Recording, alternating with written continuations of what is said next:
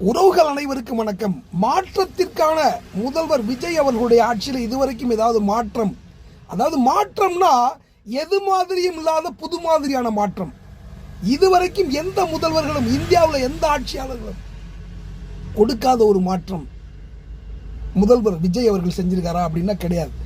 எல்லாரும் இதுவரைக்கும் ஆண்ட முதல்வர்கள் என்ன செஞ்சாங்களோ அதையே தான் இவரும் செஞ்சுட்டு இருக்காரு. நம்ம அதை பத்தி பேச வரல. என்ன மாற்றம் செய்ய முடியும்? இன்னைக்கு 1000 ரூபாய் பணம் மக்களுக்கு இலவசமா மாதந்தோறும் 1000 ரூபாய் கொடுக்குறாங்க இல்லையா, மகளிர் உரிமை தொகை.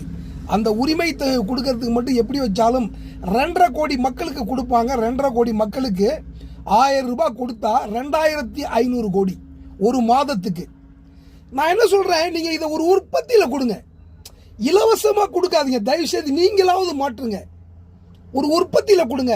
பால் உற்பத்தி 1 லிட்டர் 150 ரூபா. சரி விடுங்க, 150 வேணாம், ரொம்ப ஓவரா இருக்கு. 100 ரூபாய், 100 ரூபாய்னு கொடுங்க. அதாவது பாலை விவசாயிகளிடமிருந்து வாங்கக்கூடிய விலை 100 ரூபாய், மக்களுக்கு திரும்பி விற்கக்கூடிய விலை அது ஒரு 50 அல்லது 60 ரூபாய் இந்த ரேஞ்சில் வித்துருங்க. உங்களுக்கு நட்டம் ஒரு லிட்டருக்கு 50 ரூபாய் நட்டத்துக்கு நீங்க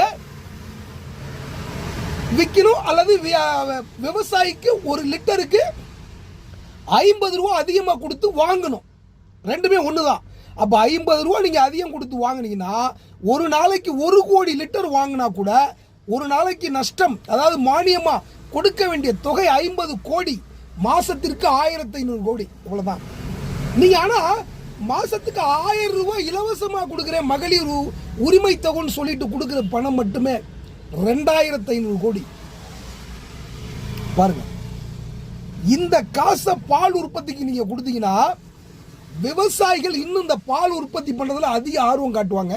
படித்த இளைஞர்கள் engineering, ITI, diploma, engineering, degree இதெல்லாம் முடிச்சுட்டு வீட்டில் தெண்டமா நான் வேலை இல்லாமல் இருக்கிறேன்னு சொல்லிக்கிட்டு இருக்கக்கூடிய இந்த இளைஞர்களுக்கு நீங்க இளைஞர்களா இருந்து படிச்சுட்டு திருமணமாகாத இளைஞர்கள் நீங்க இதை பண்ணுனீங்கன்னா உங்களுக்கு லிட்டருக்கு 125 ரூபா நான் தர்றேன், 25 ரூபா இன்னும் ஊக்கத்தொகையா தர்றேன்னு சொல்லி பாருங்க.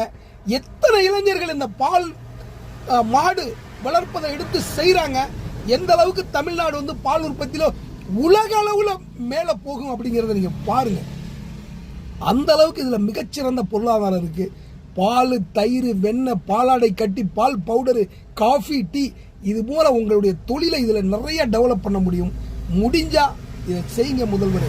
நன்றி உறவுகளே.